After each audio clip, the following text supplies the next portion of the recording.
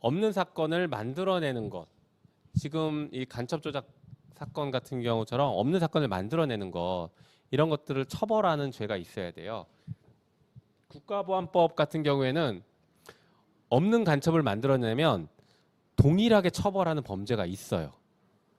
국가법상 무고날조죄라는 죄가 있어서 지금 이 국정원 직원이나 검사들이 유우성을 간첩으로 만들었다라고 하면 국가보안법상 무고날조죄로 처벌하면서 간첩죄와 동일한 형벌을 받도록 하는 규정이 있습니다. 그래서 사형 무기 7년 이상의 그러니까 처벌을 받아야 돼요.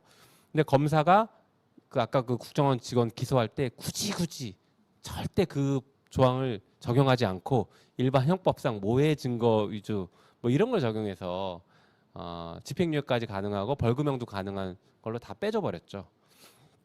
아무튼 사건 조작죄는 국가보안법에는 있는데 일반 사건에는 없습니다. 그러니까 예를 들어서 우리가 지금 한명숙 전 총리 사건 조작됐다라고 계속 얘기하고 있고, 이재명 당대표에 대한 사건 지금 조작이라고 우리가 계속 얘기하고 있고, 뭐 이화영 부지사 뭐 진술을 뭐 이랬다 저랬다 하면서 막 사건 만들어가는 게 지금 눈에 보이잖아요. 이런 것들을 검사들이 왜 하냐? 처벌 안 받으니까 해요. 처벌 안 받으니까. 그러니까 그걸 처벌받는 범죄를 만들어줘야 됩니다. 사건 조작죄. 그래서 동일한 법정형으로 처벌한다. 뇌물죄를 조작하면 뇌물죄로 처벌받게 만들어버리는 겁니다. 네, 그래서 사건 조작죄는 매우 중요한 범죄입니다. 저걸 꼭 만들어야 돼요. 그래서 제가 이제 첫 번째 제 1호 법안이 저 사건 조작죄였거든요.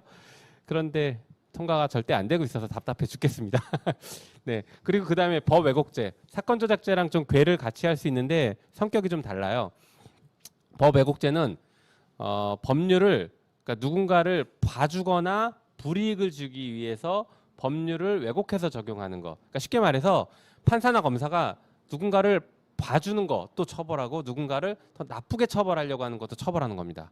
그러니까 사건 조작죄는 없는 걸 막 새로 만들어내는 건데, 이거는 이미 이제 사건이 왔어요. 온 사건을 가지고 그러니까 예를 들면 지금 김건희 주가 조작 사건을 만약에 불기소를 했다라고 하면 대놓고 봐준 사건이 될 수 있잖아요. 그럼 우리가 기존에는 직무유기죄가 성립될 수 있는데, 직무유기죄는 현실에서는 거의 없는 범죄라고 보면 됩니다. 그러니까 그게 아니라 법 왜곡죄로 처벌 가능해요. 대놓고 저렇게 봐주는 사건들. 예.